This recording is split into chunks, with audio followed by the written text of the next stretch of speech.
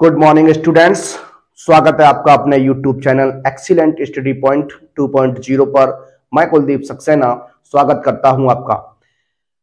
देखिए, आज हम क्लास 12th के लिए कुछ महत्वपूर्ण प्रश्नों की श्रृंखला एप्लीकेशन ऑफ डेरिवेटिव अवकलन के अनुप्रयोग, वहां से कुछ प्रश्न लेके आए हैं। इससे पहले हमने आपको एक वीडियो वहां पर दिया था अवकलज के अनुप्रयोग का, एप्लीकेशन ऑफ डेरिवेटिव का। आज हम कुछ और महत्वपूर्ण प्रश्नों पर चर्चा करने वाले हैं। आप सभी विद्यार्थी अपने मित्रों में इस वीडियो को शेयर कर दीजिए और वीडियो अगर पसंद आए तो वीडियो को एक बार लाइक कीजिएगा, कमेंट के माध्यम से हमें बताइएगा। देखिए, बहुत ही अच्छे प्रश्न हैं। आज हम उन्हीं प्रश्नों को कलेक्ट करके लाए हैं जो आपके बोर्ड एग्जाम की परीक्षा में बन सकते हैं। और आज हमारा जो टॉपिक होगा वो आपका इंक्रीजिंग और डिक्रीजिंग फंक्शन के बारे में रहेगा। आज हम बात करने वाले हैं आपसे किस तरीके के प्रश्न बनते हैं इंक्रीजिंग और डिक्रीजिंग फंक्शन के। तो आइए बात करने वाले हैं इन प्रश्नों पर। शुरुआत करेंगे पहले प्रश्न से। हमने आपको पिछले वीडियो में कुछ महत्वपूर्ण प्रश्न कराए थे। आज दो क्वेश्चंस और लेंगे उसी प्रकार के, उसके बाद हम बढ़ेंगे आगे इंक्रीजिंग और डिक्रीजिंग फंक्शन पर। आइए बात करते हैं अपने पहले प्रश्न पर। पहला प्रश्न क्या रहने वाला है? लिखा हुआ है, एक वृत्त की त्रिज्या 0.7 सेंटीमीटर प्रति सेकंड की दर से बढ़ रही है। इसकी परद की वृद्धि की दर क्या है जब त्रिज्या r बराबर 4.9 सेंटीमीटर हो? देखिए, बहुत ही अच्छा प्रश्न है। लिखा हुआ क्या है? वृत्त की त्रिज्या जो है वो आपकी 0.7 सेंटीमीटर प्रति सेकंड की दर से बढ़ रही है। आइए इस प्रश्न को हल करते हैं। देखिए, क्या इस प्रश्न का राइट आंसर होने वाला है उस पर बात करेंगे। देखिए, मान लेता हूं यहां, माना जो वृत्त की त्रिज्या है, वृत्त की जो त्रिज्या है आपकी वो क्या रहने वाली है? वृत्त की त्रिज्या r रहने वाली है। वृत्त की त्रिज्या क्या है? r है। क्या है? r है। वृत्त की त्रिज्या जो r है, और आपकी बात करता हूं परिध की, तो देखिए वृत्त की तो जो परिध है वो परिध को मैं मानता हूं c है। वृत्त की परिध क्या है? c है। कार्ड बोलते हैं। देखिए, बात करते हैं क्या हो जाएगा, सॉरी पेरीमीटर बोलते हैं। वृत्त की परिध को क्या बोलते हैं? परिध को बोलते हैं पेरीमीटर या परिमाप कहें। तो देखिए, इसे c से रिप्रेजेंट कर लिया हमने। अब हम जो सवाल में आपको दिया गया जो कह रहा है कि त्रिज्या जो है वो 0.7 सेंटीमीटर प्रति सेकंड की दर से बढ़ रही है, तो यहां क्या हो जाएगा? dr/dt जो है वो आपका 0.7 सेंटीमीटर प्रति सेकंड दिया गया है। अब हम बात करते हैं वृत्त की परिध की। तो देखिए, आप जानते हैं जो वृत्त की परिध का फॉर्मूला होता है, जो वृत्त की परिध होती है आप जानते हैं 2 पाई r होती है। कितनी होती है? 2 पाई r होती है। तो इसे देखिए हम c बराबर लेट करते हैं, ये 2 पाई r हो जाएगी। अब आपको क्या करना है? डिफरेंशियल करना है। Differential with respect to r हो जाएगा। क्या हो जाएगा? Sorry, differential with respect to t के सापेक्ष हम करेंगे अवकलन इसका, तो ये हो जाएगा dc/dt equal to 2 pi d/dr into r, और यहां हो जाएगा dr/dt हो जाएगा। अब देखिए, यहां 2 पाई रहने वाला है, r का जब डिफरेंशिएशन होगा तो 1 हो जाएगा। dr/dt का जो मान है वो 0.7 है। देखिए, जब आप मल्टीप्लाई कराएंगे तो हो जाएगा 1.4 पाई सेंटीमीटर प्रति सेकंड हो जाएगा। अतः हम कह सकते हैं जो वृत्त की परिधि है वो आपकी 1.4 पाई सेंटीमीटर प्रति सेकंड की दर से बढ़ रही है। लिखेंगे, अतः वृत्त की परिधि 1.4 पाई सेंटीमीटर प्रति सेकंड की दर से बढ़ रही है जब त्रिज्या 4.9 सेंटीमीटर है। ये इस प्रश्न का राइट आंसर रहेगा। इससे पहले वाले वीडियो में हमने आपको इसी प्रकार के 5 क्वेश्चंस कराए थे। आज हमने सोचा 2 क्वेश्चंस और लिए जाएं। आइए अब बात करेंगे अपने प्रश्न नंबर 2 पर। आइए देखते हैं।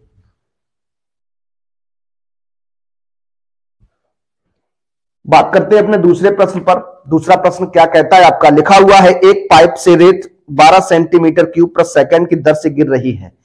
एक पाइप है, उस पाइप से जो रेत है वो 12 सेंटीमीटर क्यूब प्रति सेकंड की दर से गिर रही है। गिरती रेत जमीन पर एक ऐसा शंकु बनाती है जिसकी ऊंचाई सदैव आधार की त्रिज्या का 6वां भाग होती है। रेत से बने शंकु की ऊंचाई किस दर से बढ़ रही है, जबकि ऊंचाई जो है वो आपकी 4 सेंटीमीटर दी गई है। आइए इस प्रश्न पर बात करते हैं। तो देखिए क्या रहने वाला है इस प्रश्न का राइट आंसर। तो यहां मान लेते हैं, माना रेत से बने शंकु का आयतन V, त्रिज्या R तथा ऊंचाई H है। क्या है? H है। देखिए अब आपको दिया क्या गया है, इसमें जो रेत है, जो पाइप से रेत गिर रहा है वो आपका 12 सेंटीमीटर क्यूब प्रति सेकंड की दर से गिर रहा है। यानी मैं कह सकता हूं dB/dt आपको दिया गया है 12 सेंटीमीटर क्यूब प्रति सेकंड दिया गया है। ये आपको दिया गया है सवाल में। अब हम बात करने वाले हैं, देखिए त्रिज्या की, जो त्रिज्या आपकी है वो आपकी R है, लेकिन उसमें एक कंडीशन और आपको दी गई है। क्या कहा है? ऊंचाई सदैव आधार की त्रिज्या का 6वां भाग होती है। यानी आपकी ऊंचाई जो है वो आपकी क्या है? 6 मल्टीप्लाई त्रिज्या है। 6 मल्टीप्लाई क्या है? त्रिज्या है, 6वां भाग होती है, यही है ना। तो यहां 1/6 होना चाहिए। तो देखिए H बराबर ये हो जाएगा R/6। अगर R का मान निकालेंगे तो R बराबर हो जाएगा आपका 6H हो जाएगा। क्या हो जाएगा? 6H हो जाएगा। अब हम बात करने वाले हैं शंकु के आयतन की। देखिए शंकु का आयतन आप जानते हैं 1/3 पाई R स्क्वायर H होता है। यहां B बराबर 1/3 पाई R की जगह आपको 6H रख देना है। तो 6H मल्टीप्लाई H, 3 से कैंसिल करेंगे 2 बार में, तो B बराबर हो जाएगा 6 दूनी 12 पाई H क्यूब हो जाएगा। अब हमें क्या करना है? डिफरेंशियल कर देना है इसका। डिफरेंशिएशन विद रिस्पेक्ट टू क्या हो जाएगा? यहाँ पे T हो जाएगा। देखिए ये dB/dt हो जाएगा, dB/dt हो जाएगा 12 पाई D/dH लिखेंगे, H क्यूब मल्टीप्लाई DH/dt हो जाएगा। देखिए अब आप डिफरेंशिएशन करेंगे तो H क्यूब का डिफरेंशिएशन हो जाएगा आपका 3H स्क्वायर, ये हो जाएगा 12 पाई मल्टीप्लाई 3H स्क्वायर DH/dt कहलाएगा। देखिए dB/dt का मान आपको 12 दिया गया है, तो यहां आप 12 रख सकते हैं। तो देखिए इधर देखते हैं अब इस प्रश्न को क्या बन जाएगा। देखिए DH/dt का मान निकालना है तो DH/dt बन जाएगा 12 पाई मल्टीप्लाई 3H स्क्वायर बन जाएगा। 12 से 12 कैंसिल हो जाएगा, DH/dt बन जाएगा आपका कितना? 1/3 पाई H स्क्वायर। अब आपको H का मान दिया गया है तो DH/dt की बात करेंगे। कब करेंगे? जब आपको H बराबर दिया गया है 4 सेंटीमीटर। तो देखिए मान रखते हैं तो 3 पाई मल्टीप्लाई 4 का वर्ग आपका हो जाएगा 4 गुणा 4 लिख सकता हूं, ये हो जाएगा 1/4 4 16 16 3 48 पाई, और ये देखिए सेंटीमीटर प्रति सेकंड रहेगा। तो लिख सकता हूं अतः शंकु की ऊंचाई 1/48 पाई सेंटीमीटर प्रति सेकंड की दर से बढ़ रही है। ये इस प्रश्न का आपका राइट आंसर रहने वाला है। ये इस प्रश्न का राइट आंसर रहने वाला है। आइए अब हम देखेंगे अपने अगले प्रश्न को। अब हमारा अगला प्रश्न जो होने वाला है वो आपका इंक्रीजिंग और डिक्रीजिंग फंक्शन से होने वाला है। तो आइए देखते हैं अपने उस प्रश्न को। आइए बात करते हैं, देखिए इंक्रीजिंग और डिक्रीजिंग फंक्शन के बारे में पहले मैं आपको थोड़ा सा बता दूं। देखिए होता क्या है, जैसे मैं बात करता हूं पॉइंट फर्स्ट की, जैसे आपसे कहा जाए कि कोई फलन है वो निरंतर क्या है? वर्धमान है। क्या है? निरंतर वर्धमान है। तो इस कंडीशन देखिए ये निरंतर वर्धमान के लिए जो होता है वो आपकी कंडीशन जो होती है वो f(x) इज ग्रेटर देन क्या होता है? 0 होता है। यानी जो हम फर्स्ट टाइम डेरिवेटिव निकालते हैं उसका मान हमेशा 0 से क्या आना चाहिए?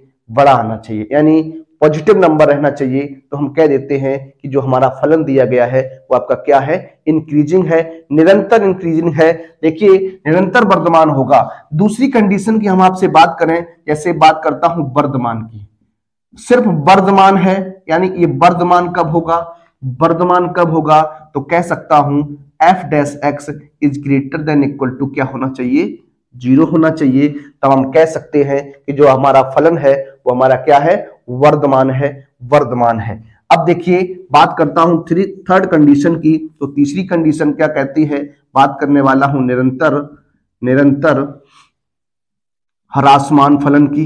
ह्रासमान, अगर कोई फलन निरंतर ह्रासमान है तो हम कह सकते हैं F dash x is less then क्या होना चाहिए, 0 होना चाहिए। और हम बात करते हैं सिर्फ और सिर्फ ह्रासमान की, तो ह्रासमान के लिए ह्रासमान होगा यदि, कब ह्रासमान होगा, जब f dash x is less than equal to क्या होगा, 0 होगा।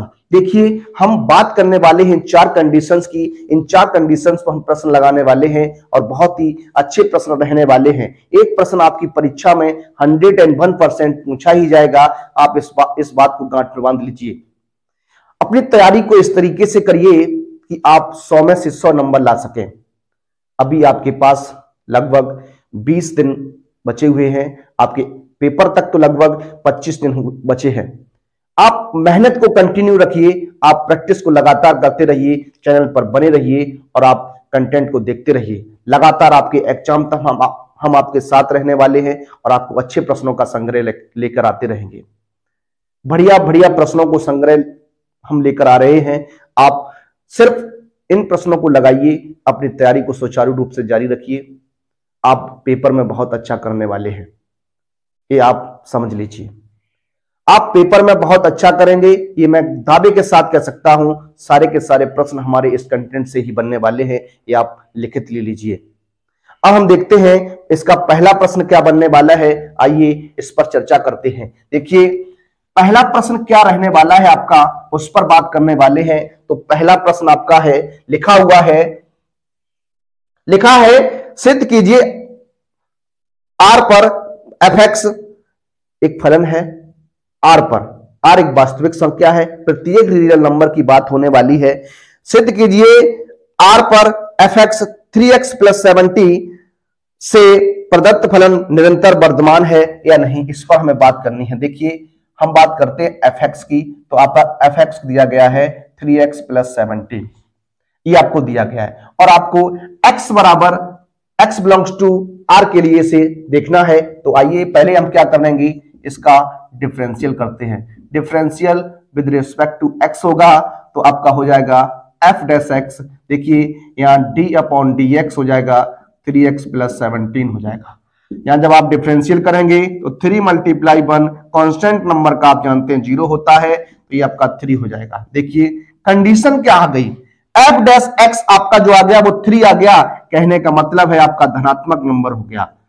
पॉजिटिव आ गया, कह सकता हूं f dash x is greater than 0 for every x belongs to real number. प्रत्येक रियल नंबर, प्रत्येक वास्तविक संख्या के लिए जो f डैश x है वो आपका क्या रहने वाला है, 0 से बड़ा रहने वाला है। तो हम कह सकते हैं अतः फलन एफ एक्स प्रत्येक वास्तविक संख्या पर क्या है, निरंतर वर्धमान है। क्या है, निरंतर वर्धमान है। क्या है, निरंतर वर्धमान है। अब हम बात करते हैं एक और प्रश्न की, आइए उस प्रश्न को भी देखते हैं। बहुत ही अच्छा प्रश्न रहने वाले हैं, बहुत ही अच्छे प्रश्नों का संग्रह है। आप लोग इससे अपने मित्रों में शेयर कर दीजिए, जिससे आपके मित्रों को भी इस श्रृंखला का लाभ मिल सके। आइए बात करते हैं अपने अगले प्रश्न पर। अगला प्रश्न आपका क्या रहने वाला है, प्रश्न नंबर आपका 2 हो जाएगा। क्या कहता है, लिखा हुआ है सिद्ध कीजिए वास्तविक संख्या r पर fx e⁻2x से प्रदत्त फलन निरंतर वर्धमान है या नहीं। देखिए fx आपको दिया गया है, e⁻2x दिया गया है। हम बात करने वाले हैं इसके डिफरेंशियल की, तो ये डिफरेंशियल विद रिस्पेक्ट टू क्या हो जाएगा, x हो जाएगा, तो यहां हो जाएगा f dash x equal to d upon d x e की पावर 2x हो जाएगा। अब आपको डिफरेंशियल करना है तो e की पावर 2x का आपका e की पावर 2x रहेगा d अपॉन डी एक्स, और ये 2x का हो जाएगा। तो e की पावर 2x मल्टीप्लाई 2 मल्टीप्लाई 1, यानी मैं कह सकता हूं e की पावर क्या रहेगा 2x रहेगा। देखिए f डैश x है, मैं बात करना चाहूंगा यहां 2 मल्टीप्लाई e की पावर x पर पावर होल स्क्वायर कर दे। देखिए यहां पर अब x का मान आप चाहे कोई भी रखिएगा, x का मान यहां पर आप चाहे कोई भी रखिएगा, चाहे आप नेगेटिव नंबर रखिएगा, चाहे आप पॉजिटिव नंबर रखिएगा, ऊपर आपकी पावर सम है तो यहां पर नेगेटिव रखने पर भी ये पॉजिटिव बन जाएगा, यानी मैं कह सकता हूं ये आपका क्या रहने वाला है, धनात्मक रहने वाला। क्या रहने वाला है, धनात्मक रहने वाला है, पॉजिटिव रहने वाला है। तो लिख सकता हूं क्या, f dash x is greater than 0 for every x belongs to real number.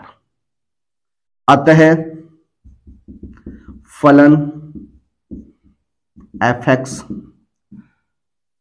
r पर निरंतर वर्धमान फलन है। देखिए बहुत ही अच्छा प्रश्न था। अब हम देखेंगे अपने कुछ और प्रश्नों को, तो आइए उन प्रश्नों पर भी चर्चा करते हैं। लिखा हुआ अगला प्रश्न है आपका, दिखाइए कि फलन fx x की घात 9 प्लस 7x की घात 4 प्लस 11 r पर निरंतर वर्धमान है या नहीं। वर्धमान की बात हो रही है, इस बार निरंतर वर्धमान की बात नहीं है। तो आइए इस प्रश्न को सॉल्व करते हैं। देखिए आप इन प्रश्नों को एक बार अपने नोट्स पर नोट कर लीजिए। एग्जाम के समय आप एक बार रिवीजन करेंगे, क्विक रिवीजन करेंगे, तो आप अच्छी प्रकार से इन प्रश्नों को देख पाएंगे। देखिए बात करता हूं इस प्रश्न की, आपको fx दिया गया है कितना, x की पावर 9 प्लस 4x घात 7 हो जाएगा, और प्लस आपका कितना है 11 है। आपको बताना है क्या ये फलन जो है r पर वर्धमान है या नहीं। तो वर्धमान की कंडीशन जो है f dash x is greater than equal to 0 होना चाहिए। तो आइए इस प्रश्न पर चर्चा करेंगे। देखिए सबसे पहले आपको वही कंडीशन है, डिफरेंशिएशन कर देना है, तो differential with respect to x हो जाएगा। यहां आपका f डैश x कहलाएगा ये d अपॉन डी एक्स की power 9 plus 4x power 7 plus 1 हो जाएगा। देखिए x की पावर n का जो डिफरेंशिएशन होता है वो n x की पावर n माइनस 1 होता है, तो आपकी पावर आगे आ जाएगी, एक पावर कम होगी तो 8 बचेगी, या 7 का गुणा 4 से तो 28, x घात 6 प्लस 0 हो जाएगा, यानी 9x घात 8 प्लस 28x घात कितना हो जाएगा 6 हो जाएगा। अब क्या है, देखिए यहां पर हमें वर्धमान की बात करनी है, तो देखिए आप क्या कर सकते हैं, यहां पर आप x का कोई भी मान रखेंगे। x का मान सपोज करिए आप 0 रखते हैं, तो आपका ये पूरा का पूरा फंक्शन 0 हो जाएगा। x का मान नेगेटिव रखेंगे तब भी ये पॉजिटिव रहेगा। देखिए सम पावर है, x की पावर सम है, तो आप कोई भी नेगेटिव मान रखेंगे तो पॉजिटिव तो होना ही है। इसलिए हम कह सकते हैं क्या, f डैश x जो है वो हमारा is greater than equal to क्या है 0 for every x belongs to क्या है सॉरी, ये आपका क्या रहने वाला है, 0 से बड़ा और 0 के बराबर रहेगा। अतः हम कहेंगे क्या, फलन fx r पर वर्धमान फलन है, ये रहने वाला आपका। अब हम देखते हैं कुछ प्रश्न जो आपके ह्रास मान के बन सकते हैं, आइए उन पर चर्चा करेंगे। आइए देखते हैं, आइए बात करते हैं अपने अगले प्रश्न पर। प्रश्न नंबर आपका 4 रहने वाला है। लिखा हुआ दिखाइए कि fx minus 4x plus 7 r पर एक निरंतर ह्रासमान फलन है। देखिए आपको पहले क्या करना है, डिफरेंशियल करना है। देखिए इस कंडीशन को आपको प्रत्येक क्वेश्चन में अप्लाई करना ही है। तो यहां हो जाएगा आपका f dash x equal to d upon d x minus का 4x प्लस 7। यहां देखिए माइनस का 4 मल्टीप्लाई 1 प्लस 0, x का जो अपकरण होता है वो 1 होता है, तो यहां आपका रहेगा माइनस का 4। देखिए f डैश x आ गया आपका माइनस का 4, यानी कह सकता हूं ऋणात्मक नंबर है। क्या है, ऋणात्मक नंबर है, 0 से छोटा है। तो f dash x is less than कितना, less than 0 for every x belongs to क्या r। प्रत्येक x बिलोंग्स टू r, प्रत्येक वास्तविक संख्या के लिए f डैश x क्या रहने वाला है, क्या रहने वाला है, नेगेटिव रहने वाला है। तो अतः क्या लिख सकता हूं, अतः एफ एक्स आर पर एक निरंतर ह्रासमान फलन है। ये प्रश्न है आपका। अब हम देखेंगे, अब हम चेक करना चाहेंगे कि किस अंतराल में ह्रासमान होता है, किस अंतराल में वर्धमान होता है। आइए उस प्रश्न पर चर्चा करते हैं। आइए देखते हैं अपना आज का अगला प्रश्न। प्रश्न नंबर आपका 5 रहने वाला है। बहुत ही अच्छा प्रश्न है, ये आपके एग्जाम में बनने लायक प्रश्न है, बहुत ही अच्छा प्रश्न है। लिखा हुआ है, अंतराल ज्ञात कीजिए जिनमें F x x square minus 4x plus 6 से प्रदत्त फलन निरंतर वर्धमान है, निरंतर ह्रासमान है। आइए इस प्रश्न पर चर्चा करेंगे। देखिए, आपको फलन दिया गया एफ एक्स बराबर एक्स स्क्वायर माइनस का 4x प्लस का 6 है।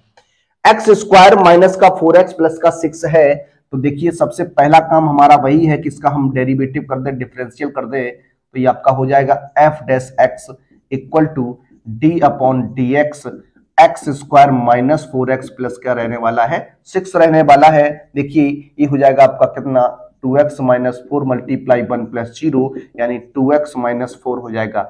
2 कॉमन लेंगे तो यहाँ x माइनस कितना हो जाएगा, 2 हो जाएगा। ये आपका एफ डैश एक्स हो गया।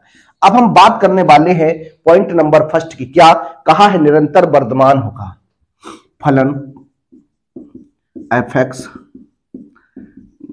निरंतर वर्धमान होगा। कब होगा, यदि F dash x is greater then क्या होगा, 0 होगा। अब देखिए, यहां पर बात करेंगे 2x minus 2 is greater than 0। देखिए, 2 का भाग करेंगे 0 में तो ये 0 हो जाएगा, तो ये 0 हो जाएगा। यहाँ x greater than equal to कितना रहेगा, 2 रहेगा। इस कंडीशन को आप लिखना कैसे, देखिए यहां पर बात करता हूं मैं एक नंबर लाइन की। तो यहां देखिए, कहीं पर आपका कितना है, 2 है, इधर आपका प्लस इनफाइनाइट होगा, इधर आपका माइनस इनफाइनाइट होगा। यहां हमसे कह रहा है x इज ग्रेटर देन 2, यानी हमें x का मान ऑलवेज 2 से बड़ा चाहिए, 2 से बड़ा चाहिए। तो आप समझ सकते हैं इसका जो मान होगा वो आपका इधर होगा, किधर होगा, इस साइड होने वाला है। तो देखिए कैसे लिखेंगे, अतः फलन एफ एक्स अंतराल कितना हो जाएगा। देखिए, यहां पर इक्वलिटी नहीं लगी हुई है, इक्वल वाली, तो यहां पर ओपन इंटरवल रहने वाला है, यानी 2 कॉमा प्लस इनफाइनाइट पर क्या है, वर्धमान है, निरंतर वर्धमान है, सॉरी निरंतर वर्धमान है, निरंतर वर्धमान है। अब हम बात करने वाले हैं आपसे ह्रासमान की। देखिए, बी पार्ट आपका क्या रहेगा, यदि फलन, ऐसे लिखो, फलन यदि फलन एफ एक्स, सॉरी फलन एफ एक्स निरंतर ह्रासमान होगा, यदि कब होगा, जब f dash x is less then क्या होगा, 0 होगा। जब f dash x is less than 0 होगा तब वह निरंतर ह्रासमान होगा, यानी कह सकता हूं 2x minus 2 is less than 0, x minus 2 is less than 0 रहेगा, x इज लेस देन 2 रहेगा। इस कंडीशन की बात करेंगे, देखिए यहां पर आपका 2, इधर प्लस इनफाइनाइट, इधर आपका माइनस इनफाइनाइट है। x का मान 2 से छोटा चाहिए है, 2 से छोटा चाहिए, तो आपका ये इस तरफ रहने वाला है, यानी x जो बिलोंग्स करेगा आपका वो माइनस इनफाइनाइट से कहां करेगा, 2 में करेगा। अतः मैं लिख सकता हूं, अतः फलन एफ एक्स अंतराल माइनस इनफाइनाइट कॉमा 2 पर निरंतर ह्रासमान है, निरंतर ह्रासमान है। देखिए, ये बहुत ही अच्छा प्रश्न है, आपके एग्जाम में बनने लायक प्रश्न है। आप इस प्रश्न को तैयार रखेंगे। आइए देखते हैं अपने अगले प्रश्न को। आइए देखते हैं अपने अगले प्रश्न को। प्रश्न नंबर आपका 6 क्या कहता है, लिखा है, सिद्ध कीजिए कि आर में दिया गया फलन f x x cube minus 3x square plus 3x minus 100 वर्धमान है या नहीं। देखिए इस तरीके का प्रश्न हम कर चुके हैं, लेकिन ये प्रश्न और अच्छा है इसलिए हमने इसको लिया है। एक्स क्यूब माइनस के 3x स्क्वायर, उसके बाद आपका है प्लस का 3x और माइनस का 100 है। आपको क्या करना है, डिफरेंशियल करना है। डिफरेंशियल विद रिस्पेक्ट टू क्या हो जाएगा, x हो जाएगा। देखिए क्या हो जाएगा, f dash x equal to, यहां डिफरेंशियल करेंगे तो देखिए x cube minus 3x square plus का 3x माइनस का 100 रहेगा। देखिए यहाँ 3x स्क्वायर का जब 3x का एक्स क्यूब का करेंगे तो हो जाएगा 3x स्क्वायर, यहाँ 2 का गुणा हो जाएगा 3 में तो 6x हो जाएगा, प्लस का 3 मल्टीप्लाई 1 माइनस 0, यानी ये 3x square minus 6x plus 3 रहेगा। देखिए यहाँ से हम 3 कॉमन लेंगे तो क्या बन जाएगा, x square minus 2x plus 1 बन जाएगा। अब देखिए ये क्या लिखा हुआ, A square plus B square minus 2ab है, तो इसे लिख सकता हूं क्या, x माइनस 1 का होल स्क्वायर, यानी 3x माइनस 1 का होल स्क्वायर। अब आप यहां पर एक कंडीशन को सोचेंगे। देखिए आप यहां r का मान यानी x का मान कोई भी रियल नंबर रखिए, कोई भी वास्तविक संख्या रखिए, यहां पर जो भी है वो हमेशा ऑलवेज पॉजिटिव रहेगा। आप यहां x का मान 1 रखते हैं तो 1 माइनस 1 0 हो जाएगा, यानी ये 0 के बराबर भी हो सकता है। यहां पर आप 2 रखेंगे तो आपका कितना हो जाएगा, या 2 एकम 2 यानी 3 रह जाएगा, ऑलवेज पॉजिटिव रहेगा। माइनस 1 रखेंगे तो माइनस 1 ये कितना हो जाएगा, माइनस का 2 ऊपर पावर प्लस की हो जाएगी, यानी ये हो जाएगा। यानी कह सकता हूं क्या, एफ डैश एक्स जो रहेगा always f dash x is greater than equal to क्या रहेगा, 0 for every x belongs to क्या रहेगा, आर रहेगा। अतः हम कह सकते हैं क्या, अतः फलन एफ एक्स आर पर एक वर्धमान फलन है। ये है आपका। आइए देखते हैं एक और प्रश्न को, आइए और शुरू करते हैं।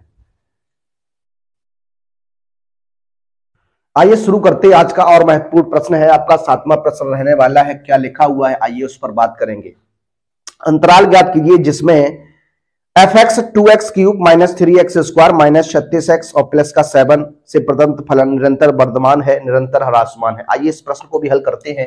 देखिए एफ एक्स आपको दिया गया, क्या दिया गया, एफ एक्स आपको दिया गया है 2x क्यूब माइनस का 3x स्क्वायर माइनस आपका दिया गया है 36x प्लस आपका 7 दिया गया।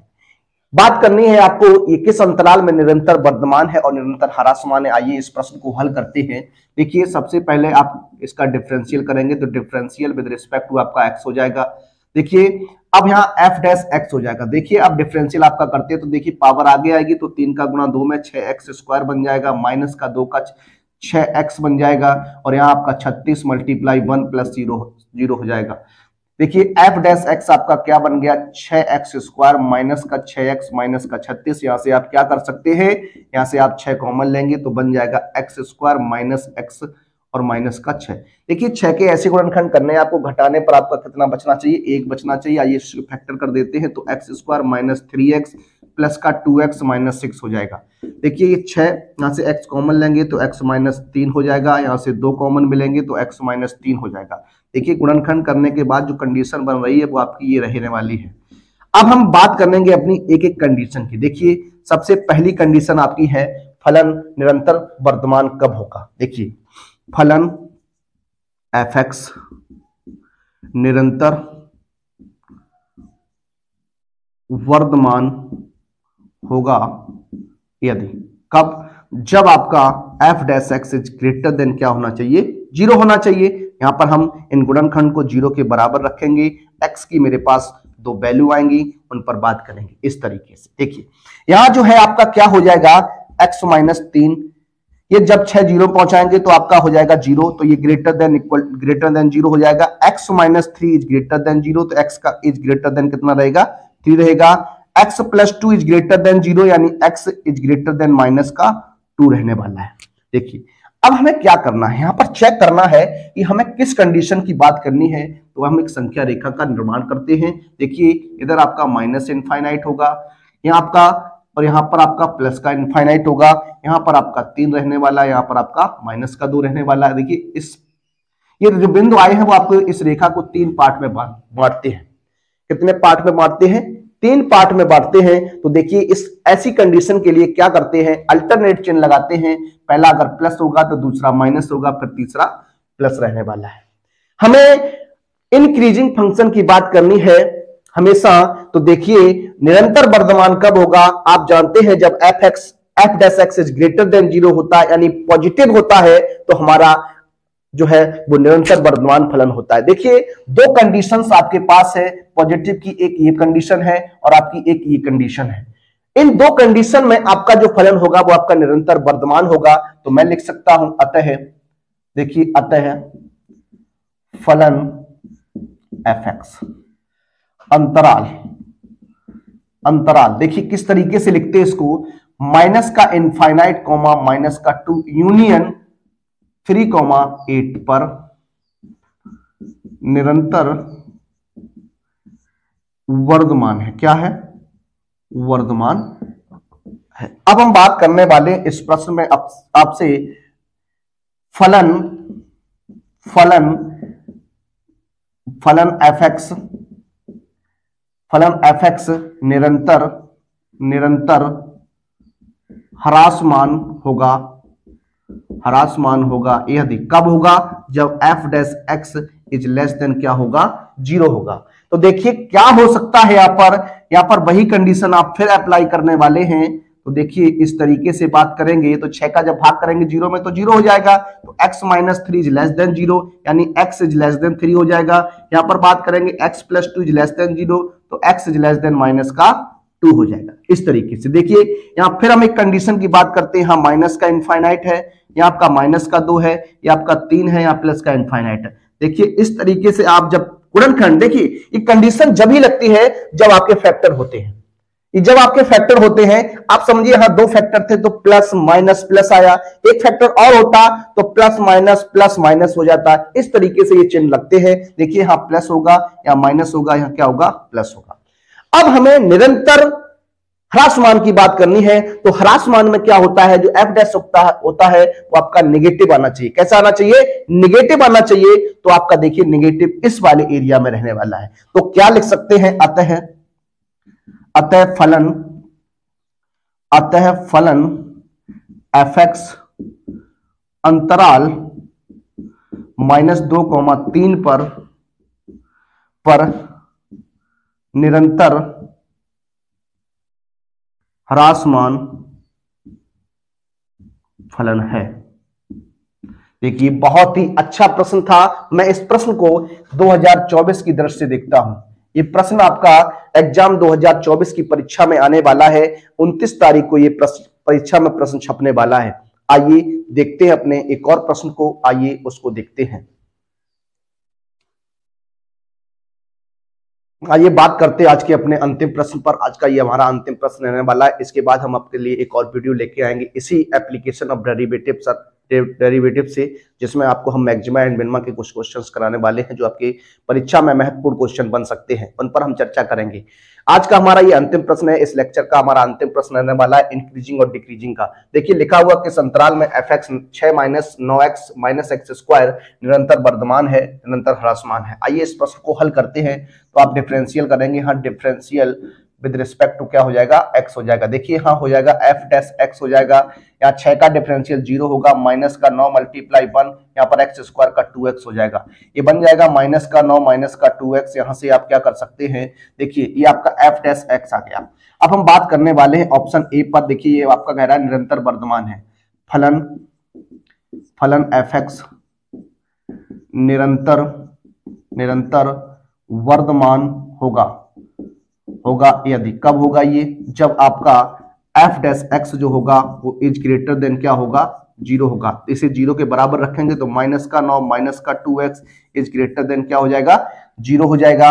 देखिए यहाँ माइनस का 2x इज ग्रेटर देन ये आपका 9 हो जाएगा। 9 उधर जाएगा, प्लस का हो जाएगा। लेकिन अब आप देखिए यहाँ पर जो x है वो आपका क्या है? नेगेटिव है। तो अगर ये नेगेटिव यहाँ से आप जब खत्म करेंगे, इस नेगेटिव चिन्ह को खत्म करेंगे, इधर लाएंगे तो ये इक्वलिटी जो आपकी बदल जाएगी। ये हो जाएगा 2x is less then minus का 9, यानी x is less then minus का 9/2, यानी x is less then minus का हो जाएगा 5 हो जाएगा। देखिए इसे किस तरीके से लिख सकते हैं, बात करने वाले हैं। देखिए इधर माइनस इनफाइनाइट, इधर आपका प्लस इनफाइनाइट, यहां मैं मान लेता हूं माइनस का 4.5 है।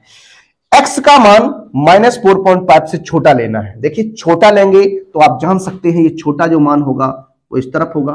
तो देखिए किस तरह लिख सकते हैं, देखिए यहाँ x बिलोंग्स टू क्या रहने वाला है, माइनस इनफाइनाइट को माइनस के 4.5, अतः हम लिख सकते, अतः फलन fx अंतराल, किस अंतराल में, माइनस इनफाइनाइट कॉमा माइनस 4.5 में निरंतर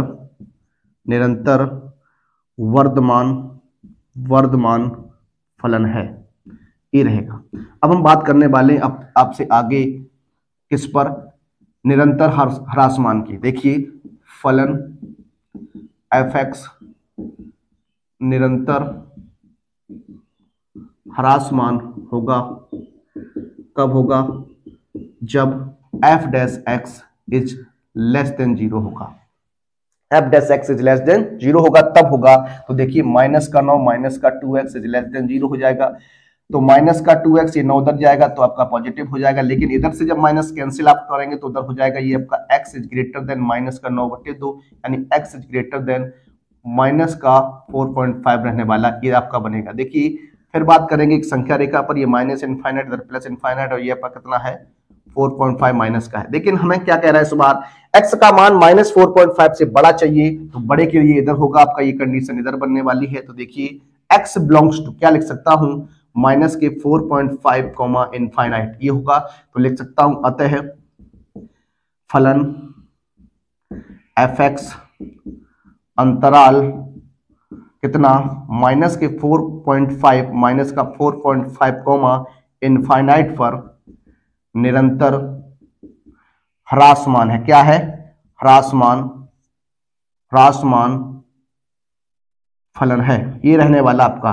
देखिए आज हमने आपको ये लगभग इस वीडियो के 10 क्वेश्चंस करा दिए हैं। निरंतर और ह्रासमान से हमने आपको कितने कराए हैं, 8 प्रश्न कराए हैं, उससे हमने पहले 2 क्वेश्चंस आपको और कराए थे। अब हम मिलेंगे आपसे अगले वीडियो में, तब तक सभी विद्यार्थियों से विदा चाहूंगा। जय हिंद, जय भारत।